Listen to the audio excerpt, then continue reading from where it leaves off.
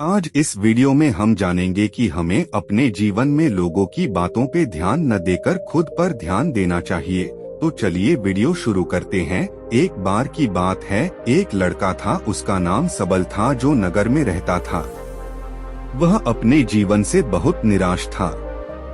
उनकी निराशा का कारण यह था कि वह अब तक अपने जीवन में कुछ नहीं कर रहा था।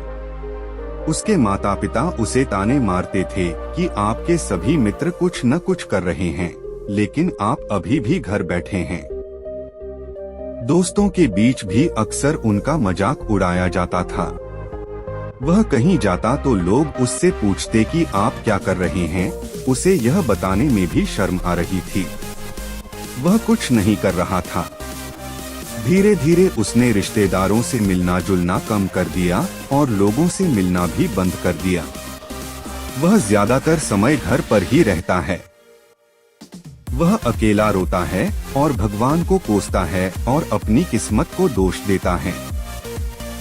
अब उसे अपना जीवन बोझ लगने लगा था। कभी कभी वह सोचता कि कब वह कुछ करने के योग्य बनेगा, और फिर वह सोचता कि जिंदा रहने से अच्छा मर जाना है। एक दिन वह अपने नगर की एक गली से गुजर रहा था। तभी उसने देखा कि एक उपदेशक दुख और परेशानियों पर उपदेश दे रहा है। वह भी उसी भीड़ में सबसे पीछे बैठ गया और गुरु के प्रवचन सुनने लगा। उपदेशक कह रहा था, दुख एक शिक्षक की तरह है जो हमें जीवन की सच्चाई दिखाता है और हमें जीने का सही तरीका सिखाता है। आप चाहें तो जिंदगी जीना भी सीख सकते हैं।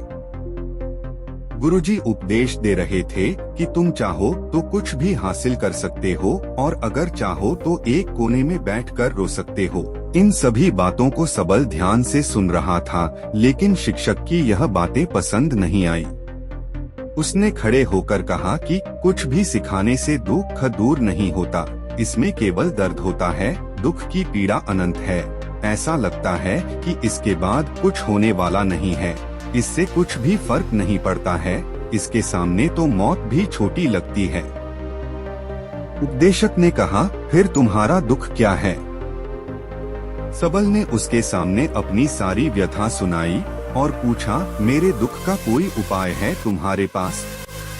यह सुनकर शिक्षक मुस्कुराए और बोले, तुम उस दिन मेरे पास आओ जब आपके जीवन में वास्तविक दर्द हो।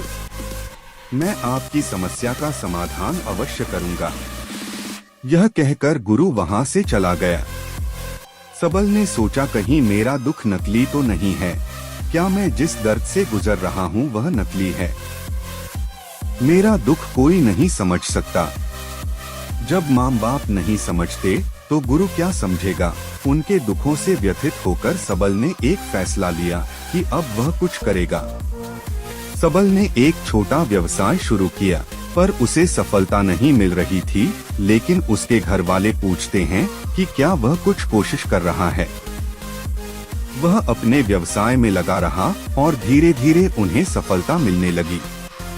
फिर उसने गति पकड़ी और केवल 3 साल के अंदर ही वह एक बड़ा बिजनेसमैन बन गया।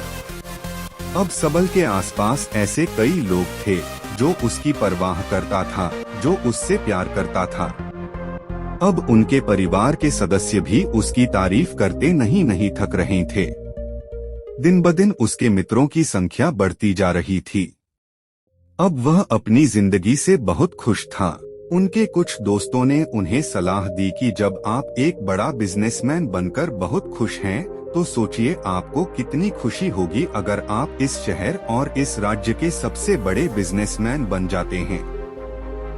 कितने लोग आपसे जुड़ना चाहेंगे, आपकी कितनी बड़ी ख्याति होगी, और स्वयं राजा भी आपसे दोस्ती करना चाहेंगे और जरूरत पड़ने पर ही आपसे पैसे उधार लेंगे। दोस्तों की यह बात सबल के मन में घर कर गई। अब वह और पैसे कमाने की कोशिश करने लगा, लेकिन उसे यह सब बहुत ही जल्दी चाहिए था। वह समय बर्बाद नहीं करना चाहता था। उनका अधिकांश समय इन चीजों को प्राप्त करने में गलाने लगा, इसलिए वह ऐसे काम करने लगा जो सही नहीं था। उसने बड़ा उधार लेना शुरू कर दिया।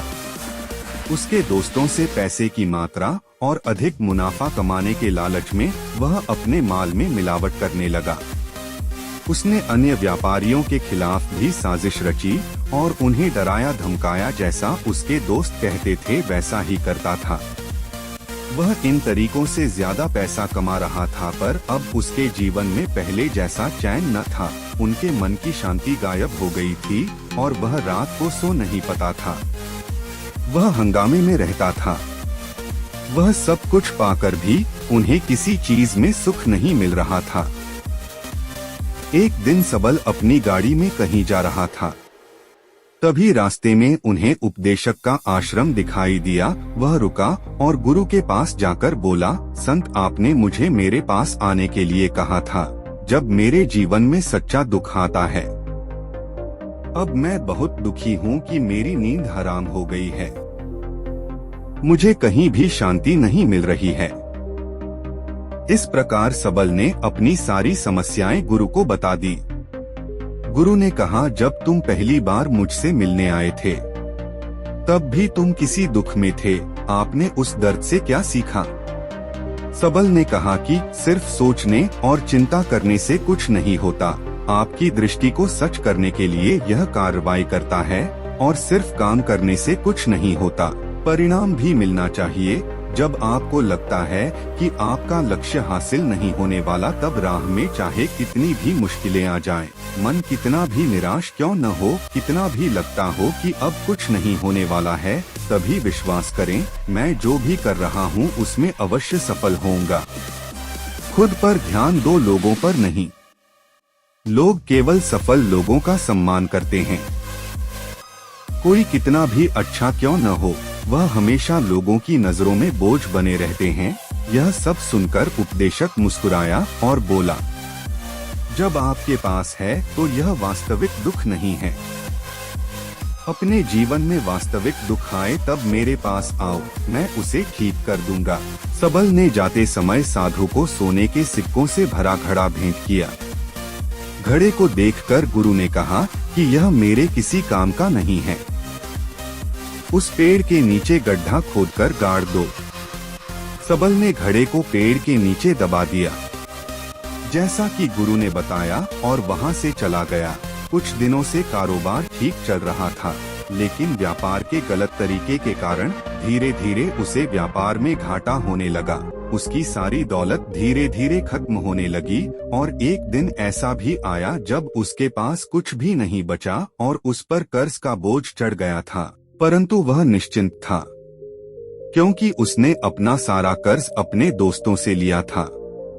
उसने सोचा कि उसके दोस्त बुरे वक्त में उनके साथ खड़े रहेंगे, लेकिन ऐसा कुछ नहीं हुआ। जैसे ही बुरा वक्त आया, दोस्त पहले उससे कर्ज मांगने लगे।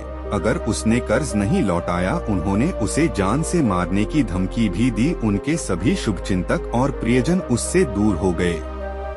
उसके दोस्त जो उसके साथ मस्ती किया करते थे, अब उससे दूर भाग रहे थे।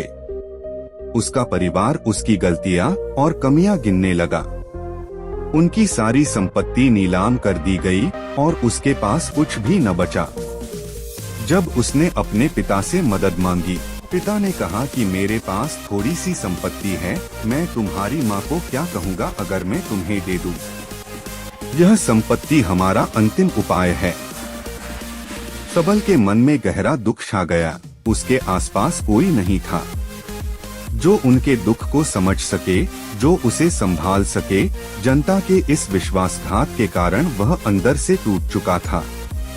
वह सोचने लगा कि अब जीने का क्या मतलब है, अब मौत ही मेरा सहारा है। वह आत्महत्या करने के लिए पहाड़ी पर जा रहा था, तब से उसे याद आया कि उस शिक्षक ने उससे कहा था, मेरे पास आओ जब तुम्हारे जीवन में वास्तविक दुख हो। सबल गुरु के पास गया और अपनी सारी व्यथा सुनाई। आंखों में आंसू लिए उसने कहा, हे गुरु जी, मेरे दुख का निवारण कीजिए।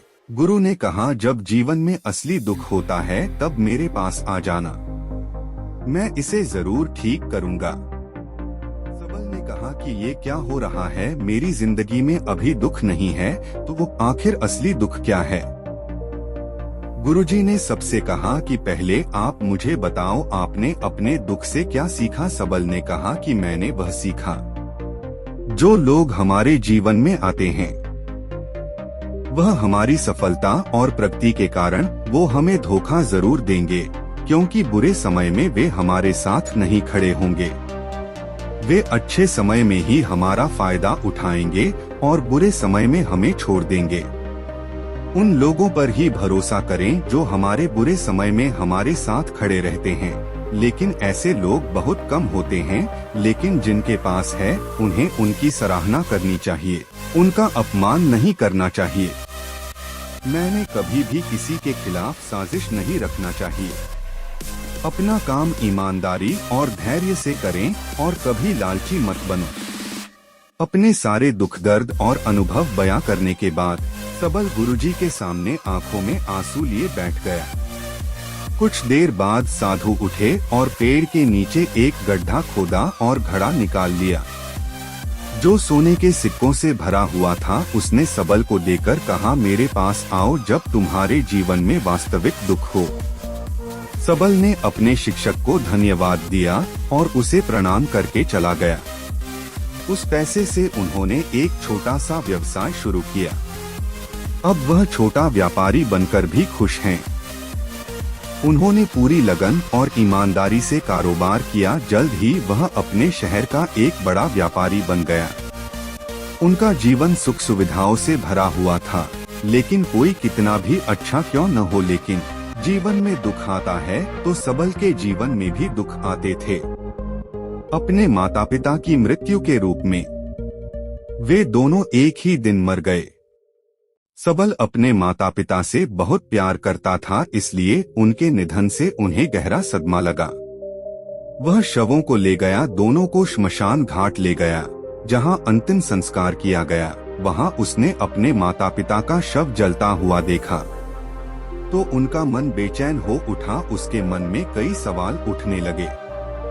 वह घर वापस आ गया, इसलिए उसने अपने माता पिता के घर और संपत्ति को देखा जिसके लिए उनके पिता हमेशा लड़ते रहे। आज जो छूटा पड़ा है, जिन्होंने इसकी देखभाल की, इसके लिए लड़ने वाले इस दुनिया से चले गए। उसके पिता ने जो कुछ कमाया वह सब यहीं रह गया। एक दिन पहले तक उसके पिता मारपीट करते थे किसी के साथ उसकी संपत्ति के लिए। आज वो खुद इस दुनिया से चले गए।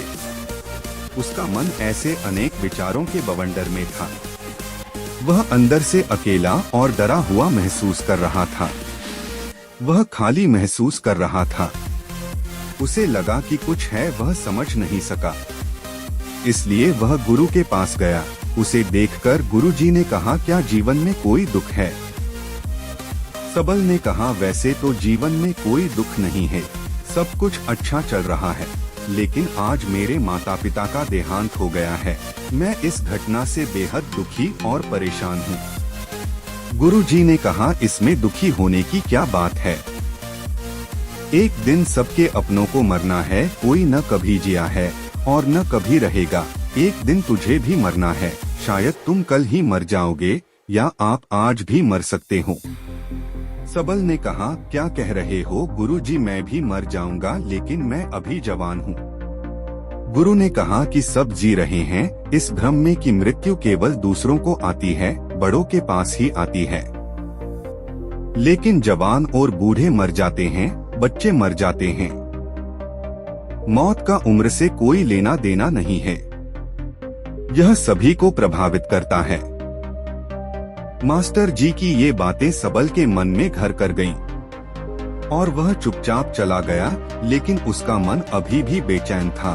वह खाली महसूस कर रहा था। वह सारा दिन अपने बारे में ही सोचता रहा कि वह कौन है, वह इस दुनिया में क्यों आया है, क्या जीवन का लक्ष्य केवल चीजों को खाना और मरना है? ऐसे कई सवाल उसके दिमाग में लगातार उठ रहे थे, लेकिन उन्हें अपने किसी भी सवाल का जवाब नहीं मिल रहा था और उसका दुख दिन ब दिन बढ़ता ही जा रहा था। इसलिए कुछ दिन बाद वह फिर से गुरुजी के पास पहुंचा और बोला, हे स्वामी, मैं बहुत दुखी हूँ क्योंकि मैं यह नहीं जान पा रहा हूँ कि मैं कौन हूँ और मैं इस दुनिया में क्यों आया। यह सुनकर गुरुजी मुस्कुराए और बोले, आज आपके जीवन में पहली बार सच्चा दुख उत्पन्न हो गया है। यह वास्तव में दुख कहलाने के लायक हैं। हम नहीं जानते कि हम कौन हैं, हम क्यों आए हैं, क्या करें, कैसे करना है। सबल ने अपने गुरु से कहा कि उसकी दुर्दशा दूर करो। गुरु ने कहा कि हम सभी इंसान हैं, जीवन भर संग्रह करते रहते हैं। सबल ने कहा कि सभी इंसान जीवन भर धन, सम्मान, परिवार, प्रतिष्ठा, मित्र, शत्रु आदि जमा करता है। गुरु ने पूछा, क्या हम एकत्रित की गई चीजों में से कुछ भी अपने साथ ले जा सकते हैं? सबल ने कहा, कोई भी इंसान अपने साथ कुछ भी नहीं ले जा सकता, वह सिर्फ अकेला ही जाता है। मेरे माता पिता भी अपने साथ कुछ भी नहीं लेकर गए, सब कुछ धन संपत्ति वैभव सब कुछ यहाँ पर छोड़ कर गए। शिक्षक ने कहा, अब मेरी बात ध्यान से सुनो, इस संसार में हमें जो संग्रह करना चाहिए वह हम नहीं करते। चीजें हमारे सामने होती हैं, लेकिन हम उन्हें देखने की कोशिश नहीं करते। हमें इस दुनिया में जो कुछ भी इकट्ठा करना है वह हम खुद हैं। हमें खुद को जुटाना होगा ताकि जब हम मरें तो हम एकजुट हो सकें और खुद को पहचानने में सक्षम होने के लिए हम अंदर बंटे हुए हैं।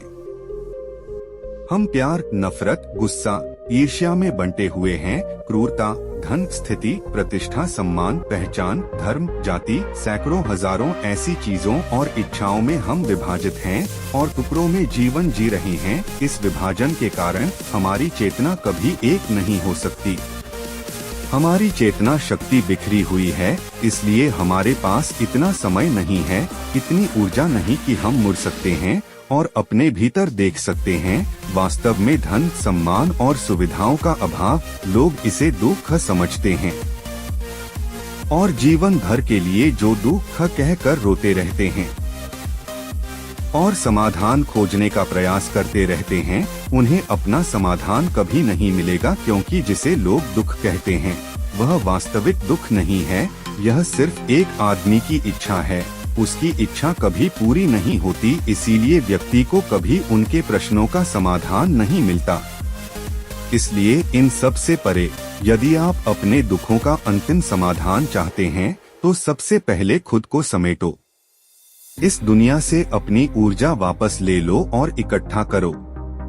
अपने आप पर ध्यान केंद्रित करो, स्वयं पर ध्यान दो। अपने मृत्यु से पहले अपने आप को जानने की कोशिश करो, बिखरो मत। सबल ने कहा, तो गुरुजी, क्या हम इस संसार को छोड़ दें? हमारी सभी इच्छाओं को मार देना चाहिए, किसी से प्रेम नहीं करना चाहिए, धन संग्रह नहीं करना चाहिए, सम्मान की आशा छोड़ देनी चाहिए।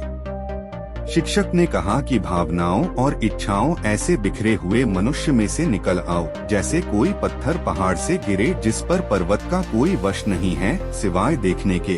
परेशान होना और कुछ खोना, वैसे ही बिखरे हुए मनुष्य की इच्छाएं बेकाबू और दर्दनाक हैं। उसका अनियंत्रित मन इच्छा करता रहता है और कल्पना करता रहता है और यह दुख देता है। लेकिन जब एक व्यक्ति अपने मन को एकत्र करता है तो वह जो कुछ भी करता है वह उसके नियंत्रण में होता है।